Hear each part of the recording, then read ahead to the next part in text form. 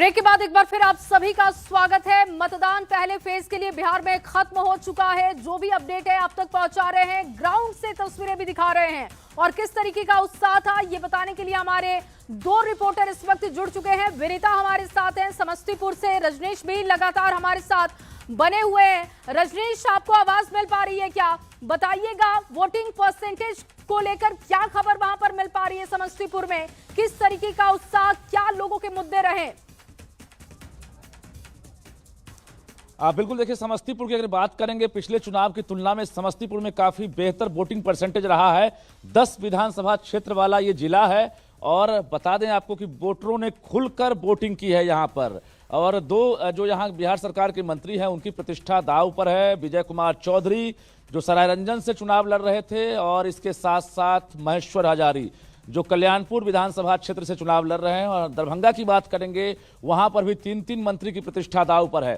सबसे अच्छी बात यह है कि बिहार में जिस प्रकार से वोटिंग हुई है तो ऐसे में काफी अच्छी तस्वीरें देखने को मिली है। जो महिला वोटर्स हैं, आधी आबादी जिसको कहते हैं, उन्होंने आज खुलकर वोटिंग किया है। समस्तीपुर की ये तस्वीर है। आप देखिए मतदान कर्मी के साथ साथ जो सेंट्रल पैरामिलिट्री फोर्स हैं जिन्होंने शांतिपूर्वक और भयमुक्त होकर मतदान कराया है। सबसे पहले न्यूज़ 18 ऐसे जाबाज जवानों को सैल्यूट करता है जो कल से ही सभी बूथों पर नजर आ रहे थे। और जो वोटिंग परसेंटेज में इजाफा हुआ है इसमें इन सुरक्षा कर्मियों का सबसे बड़ा योगदान रहा है। जरा बातचीत करते हैं, कितना गर्व हो रहा है। कहीं कोई आपके जिले में फिलहाल हंगामा की सूचना नहीं मिली है और आप लोग सरहद के अलावा बिहार में भी अच्छी वोटिंग करा दी आप लोग। जी हाँ, यहाँ पे पब्लिक ने भी हमारा आगे आइए जी। पब्लिक ने भी अच्छा सपोर्ट किया। ऐसा कुछ उनने अच्छा नहीं लगा जी। पब्लिक का भी सपोर्ट मिला जी बिल्कुल, पब्लिक का सपोर्ट मिला और जो बूथ के आसपास लोग हैं उनने भी काफ़ी सपोर्ट किया। और उस तरीके से पोस्टेड हैं आप? जी मैं मैंगलोर में हूँ। क्या नाम हुआ आपका? मेरा दशरथ लाल यादव जी। दशरथ लाल हैं। और देखिए इसी प्रकार से तमाम बूथों पर, यानी बिहार के अलग अलग 18 जिलों में जहां आज पहले फेज की वोटिंग हुई है वहां पर बिहार पुलिस के जवानों के साथ साथ सेंट्रल पैरामिलिट्री फोर्स जो है वो तैनात थे।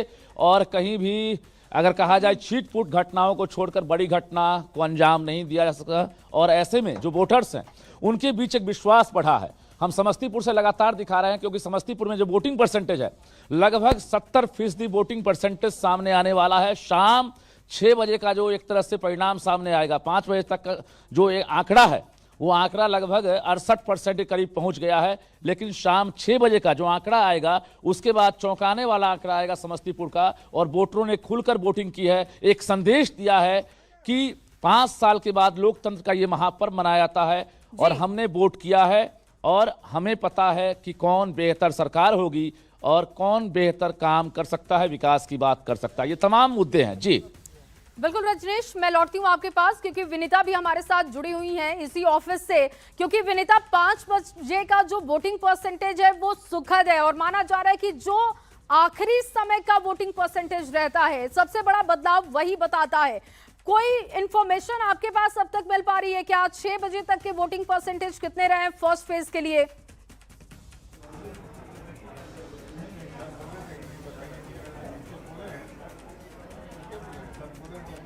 विनीता, आपको आवाज मिल पा रही है?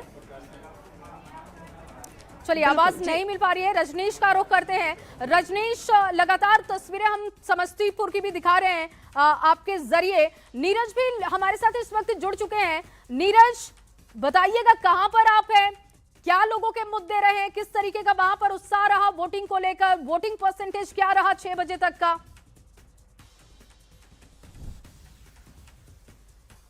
तो चलिए, अब लगातार हम ग्राउंड से कनेक्ट करने की कोशिश कर रहे हैं लेकिन कनेक्शन नहीं हो पा रहा है। विनीता, अब अगर आपको आवाज मिल पा रही है तो बताइएगा 6 बजे के आंकड़ों को लेकर कोई इंफॉर्मेशन? बिल्कुल, अभी 5 बजे का जो वोटिंग प्रतिशत है वो आया है, लेकिन 6 बजे तक जो मतदान की प्रक्रिया है वो पूरी की गई है। कुछ ऐसे मतदान केंद्र हैं जहां अभी भी क्योंकि मतदाता पहुंचे हैं तो मतदान की प्रक्रिया पूरी की जा रही है। लेकिन जो फाइनल रिपोर्ट है वो थोड़ी ही देर में निर्वाचन आयोग की तरफ से जारी किया जाएगा। लेकिन अगर 5 बजे की वोटिंग प्रतिशत की हम बात करें तो इस बार बिहार मतदान में काफी आगे रहा है। 60% से अधिक वोटिंग मतदाताओं ने किए हैं, जिसमें बेगूसराय फिलहाल नंबर 1 पर नजर आ रहा है। हालांकि शुरुआती रुझानों में पटना पिछड़ता हुआ नजर आ रहा था, लेकिन पटना में भी आखिरी समय में मतदाता घर से निकले और अपने मत का प्रयोग किया है। लेकिन बक्सर में 5 बजे के आंकड़ों के मुताबिक सबसे कम वोटिंग हुई है। लेकिन फाइनल रिजल्ट में साफ तौर पे पता चलेगा कि आखिर कौन सा जिला नंबर 1 पे रहा है। लेकिन पिछले चुनावों के मुकाबले निर्वाचन आयोग की अगर हम माने तो इस बार मतदाता ज्यादा जागरूक नजर आए हैं, अपने घर से बाहर निकले हैं और अपने मत का प्रयोग भी किया है। यही वजह है कि जो आंकड़े हैं वो बढ़े हैं। 5 बजे का जो फाइनल रिपोर्ट सामने आया था उसमें 60% से अधिक वोटिंग हो गई थी, लेकिन 1 घंटे का समय फिर भी बचा हुआ था, यानी 5 से 6 बजे के बीच, और कई मतदाता अपने मत का प्रयोग करते नजर भी आए हैं। संभावना ये जताई जा रही है कि 62 से 65% तक मतदाता इस बार अपने मत का प्रयोग कर चुके हैं। हालांकि रिपोर्ट आनी बाकी है, लेकिन से ऊपर वोटिंग परसेंटेज है तो ये बहुत बेहतर माना जाता है। और 5 बजे के आंकड़े तो यही बता रहे हैं कि 60% से अधिक वोटिंग परसेंटेज बिहार के फर्स्ट फेज के लिए रहा है। जो 6 बजे तक के आंकड़े आएंगे वो सबसे ज्यादा महत्वपूर्ण होंगे, वही बताएंगे कि आखिर रिकॉर्ड तो तोड़ दिया बिहार ने, लेकिन इसके मायने क्या हैं। जब वोटिंग परसेंटेज बढ़ता है विनीता, तो इसके सिर्फ 2 ही मायने हैं, या तो जो मौजूदा सरकार है लोगों को उसके साथ आगे बढ़ना है, या फिर एंटी इनकम्बेंसी जो बदलाव की बयार है वो भी दिखाई देती है जब वोटिंग परसेंटेज बढ़ता है। तो बिल्कुल जया, ये 14 तारीख को पता चलेगा कि आखिर जो वोटिंग प्रतिशत इस बार बढ़ा है, आखिर उसके पीछे का कारण क्या है। क्या वाकई जो मौजूदा सरकार है उनके काम से यहाँ की जनता काफी खुश है, या फिर कुछ ना कुछ वो बदलाव चाहते हैं, क्योंकि इस बार रिकॉर्ड तो बना है, परसेंटेज काफी बढ़ा है। और अभी 1 घंटा जो आखिरी समय था 5 से 6, जिसका रिपोर्ट फिलहाल अभी निर्वाचन आयोग की तरफ से जारी नहीं किया गया है, उसमें परसेंटेज और बढ़ने की संभावना भी जताई जा रही है। यानी 62 से लेकर 65% जो अच्छा परसेंटेज माना जाता है, वहां तक बिहार पहुंच सकता है। और वाकई जागरूकता अभियान इस बार काम आया है, मतदाता जागरूक हुए हैं, अपने मतों का प्रयोग भी किया है। अब देखना होगा 14 तारीख को कि पहले चरण के तहत जो मतदाता मतदान केंद्र पर पहुंचे हैं, क्या वो सरकार के काम से खुश हैं या फिर उनके मन में कुछ बदलाव है। बिल्कुल। और विनीता, क्योंकि लगातार न्यूज़ 18 ग्राउंड पर डटा हुआ था, पिछले 2-2.5 महीने से हमारी टीम लगातार लोगों के बीच में पहुंच रही थी, उनका मूड समझने की कोशिश कर रही थी।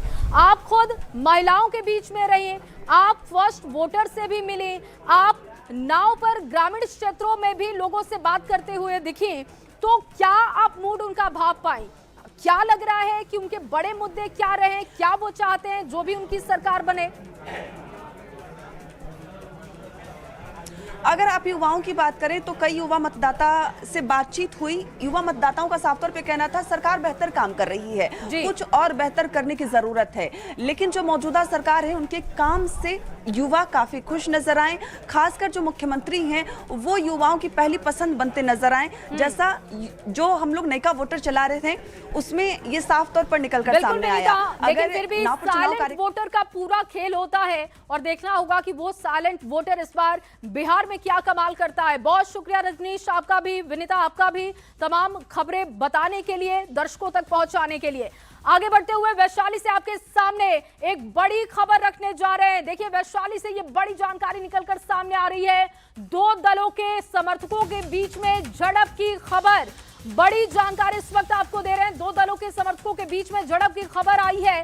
वैशाली से भीड़ ने जवानों पर पत्थरबाजी की, ये जानकारी मिल रही है। पत्थरबाजी में कोई घायल नहीं है। अच्छी खबर यह है कि कोई घायल नहीं है। आक्रोशित लोगों ने पत्थर चलाया। दरअसल ये समर्थक, 2 पार्टियों के समर्थकों के बीच का ये पूरा झगड़ा बताया जा रहा है।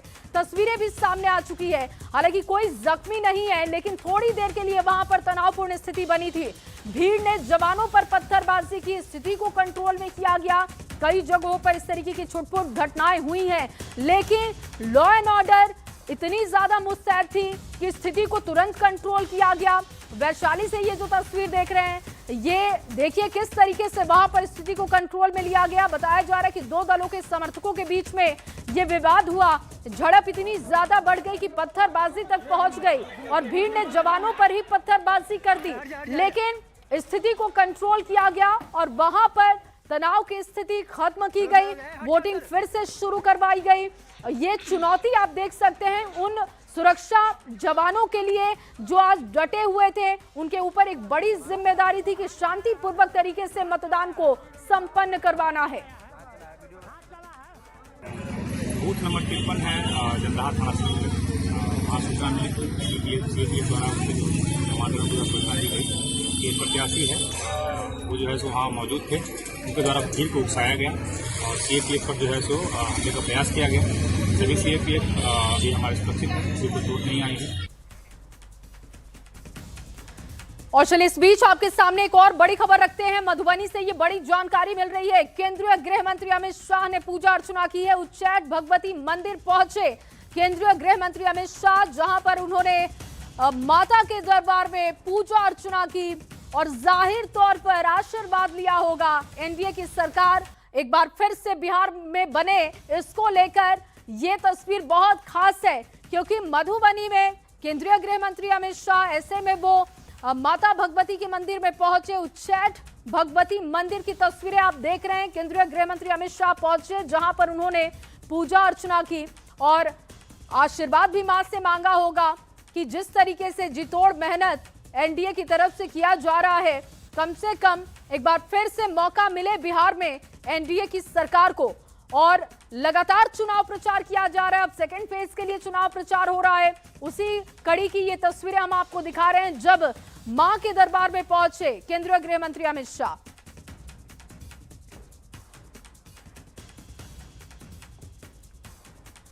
और वहीं प्रधानमंत्री मोदी ने अररिया के फारबिसगंज में जनसभा को संबोधित करते हुए लालू राज पर जोरदार हमला किया। उन्होंने आरजेडी पर 15 साल में बिहार को बर्बाद करने का आरोप लगा दिया और कहा कि बिहार में लालू राज में एक भी काम नहीं हुआ। लालू परिवार को प्रधानमंत्री ने टारगेट किया। फारबिसगंज की ये तस्वीरें आप देख रहे हैं, जहां पर पीएम पहुंचे, चुनावी सभा को उन्होंने संबोधित किया, कांग्रेस को टारगेट किया, आरजेडी को टारगेट किया, जंगल राज की याद जनता को दिलाई और एक बार फिर से एनडीए सरकार बनाने की उन्होंने अपील की। साथियों, बिहार में जंगल राज की सरकार 1990 से लेकर 2005 तक 15 साल ये जंगल राज ने बिहार को तबाह कर दिया। सरकार चलाने के नाम पर तब सिर्फ आपको लूटा गया। और इसलिए मैं कहता हूं कि जरा एक आंकड़ा याद रखना है। कौन सा आंकड़ा? कौन सा आंकड़ा? अब मैं बताता हूं। 15 साल के जंगल राज में बिहार में कितने एक्सप्रेसवे बने? कितने एक्सप्रेसवे बने? जरा जोर से बताइए, कितने एक्सप्रेसवे बने? कितने एक्सप्रेसवे बने? जीरो। जीरो मतलब शून्य, नील बटे सन्नाटा। तो अररिया में जनसभा को संबोधित करते हुए प्रधानमंत्री मोदी ने न सिर्फ बिहार में एनडीए सरकार के काम को जनता के सामने रखा, बल्कि ये भी कहा कि एनडीए ही बिहार का विकास कर सकती है। डबल इंजन की सरकार बनने के बाद बिहार के विकास में नई तेजी आई है। पटना में आईआईटी खुली है, बोधगया में आईआईएम खुला है, पटना में एम्स खुला है, दरभंगा एम्स का काम तेज गति से चल रहा है। अब बिहार में नेशनल लॉ यूनिवर्सिटी भी है, भागलपुर में ट्रिपल आईटी भी है। बिहार में एक नहीं, दो नहीं, बल्कि 4 सेंट्रल यूनिवर्सिटी भी स्थापित की गई है। तो देखिए, एनडीए के कामों को गिनाया जा रहा था। बिहार में कैसे विकास की रफ्तार आगे बढ़ी है और कैसे ये रफ्तार और तेज होगी, इसका जिक्र पीएम कर रहे थे। सारण से खबर, जहां पर बीजेपी सांसद राजीव प्रताप रूडी ने मतदान किया। इस दौरान रूडी ने कहा कि बिहार में एक बार फिर एनडीए की सरकार बन रही है और इसकी बयार दिखाई दे रही है। आज विधानसभा के लिए मतदान हो रहा है और हम अभी मौजूद है सारण के सांसद राजीव प्रताप रूडी के साथ। तो देख सकते हैं कि पूरे मतदान पर नजर बनाए हुए हैं। आप देख सकते हैं कि एक कंट्रोल रूम यहाँ स्थापित किया गया है और छपरा में किस तरह से मतदान चल रहा है, किस तरह से ये तमाम व्यवस्थाओं को नजर बनाए हुए हैं। सर से बात करते हैं। देखिए, आप सब लोग जानना चाह रहे थे कि आखिर में कैसे पता है कि छपरा में क्या हो रहा है और बिहार में क्या हो रहा है। ये देखिए, मेरे गाँव के और इंटरनेट की सुविधा है और हमारे कंट्रोल रूम के सभी सीनियर बैठे हैं यहाँ, और एक एक बूथ पर जो सारण जिला का एक एक विधानसभा के बूथों पर मॉनिटरिंग हो रहा है। ऐसा आपने भारत में कहीं नहीं देखा होगा, क्यों राकेश? ऐसा आपने देखा है? और इसीलिए मैं कह दूंगा, यहाँ बैठ करके अगर आप 1 बजे तक बैठे रहे तो बिहार का परिणाम हम बता सकते हैं। बिल्कुल। तो सर, आप आज वोट करने जा रहे हैं। हाँ। और आपके मुद्दे क्या हैं? अब मुद्दा का समय कहाँ है भाई? ये भारतीय जनता पार्टी, जनता दल यूनाइटेड की सरकार बनेगी, नीतीश कुमार फिर से मुख्यमंत्री बनेंगे। सर, खेसारी लाल यादव कितने बड़े फैक्टर है सरकार? खेसारी लाल है कौन, कहाँ से? कलाकार हैं, तो कलाकार बॉम्बे से लोग आते हैं, अब आए हैं, थोड़ा दिन घूमेंगे। अब ऐसा कलाकार है, उनको जब आए कि बाल्टी बाल्टी दूध से धो दिया लोग। अब ऐसा तो कोई पॉलिटिक्स हम लोग नहीं करते हैं। तो सामान्य रूप से 10 दिन के लिए आए हैं, फिर चुनाव के बाद वैसे ही आरजेडी कैंडिडेट जो छपरा में चाहे पार्लियामेंट में हो या असेंबली में हो, वैसा ही कैंडिडेट देते हैं जो 10 दिन के लिए आए, चुनाव भर घूमे, लोगों को इधर उधर बातचीत किया। लेकिन छपरा की जनता, बिहार की जनता इन सब विषयों को समझती है और बहुमत के साथ एनडीए की सरकार। विधानसभा में क्यों पिछड़ जाते हैं? लोकसभा में तो आप जीत जाते हैं, सांसद बन जाते हैं। कहाँ बिछड़े? अब कोई बिछड़ने उठने का बात नहीं है, सब हम लोग आगे हैं इस बार। सर, क्या रहेगा परिणाम बिहार? परिणाम बहुमत के साथ हमारी सरकार बनेगी। तो बिल्कुल राजीव प्रताप रूडी है जिनका कहना है कि इस बार बहुमत के साथ सरकार बनने वाली है और पूरी तरह से तैयारियां यहां कर ली गई है। मैं बता दूं कि अभी हम मौजूद है राजीव प्रताप रूडी के आवास पर, जहां पे आप देख सकते हैं कि कंट्रोल रूम है। और ये कंट्रोल रूम जो है पूरी तरीके से इस पूरे विधानसभा चुनाव की काफी क्लोज मॉनिटरिंग यहाँ की जा रही है। संतोष गुप्ता, न्यूज़ 18, छपरा। तो देखिए, दावे वादे शुरू हो चुके हैं और एनडीए के नेता ये कहते हुए सुनाई और दिखाई दे रहे हैं कि उनकी सरकार एक बार फिर से बनने जा रही है। छपरा को लेकर ये दावा किया जा रहा है कि खेसारी लाल आए हैं, मनोरंजन करेंगे, चुनावी यात्रा करेंगे, 10 दिन घूमेंगे और फिर निकल जाएंगे। यहां पर सरकार वही टिकेगी जो अभी वर्तमान में है। लगातार आपको खबरें दिखा रहे हैं, ग्राउंड की तस्वीरें दिखा रहे हैं। 6 बजे के वोटिंग परसेंटेज क्या है, ये भी हम आपके सामने थोड़ी देर में रखेंगे। एक छोटा सा ब्रेक, जल्द हाजिर होंगे।